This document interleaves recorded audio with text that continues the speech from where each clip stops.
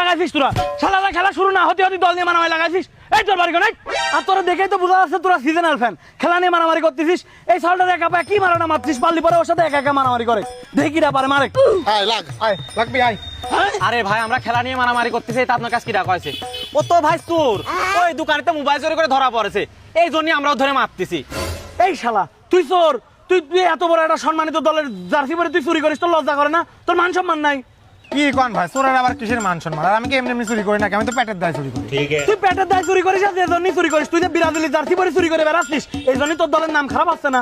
তোর নাম খারাপ হলে ব্রাজিলের নাম খারাপ হবে, আমার কি? আমি তো আর্জেন্টিনা সাপোর্ট করি।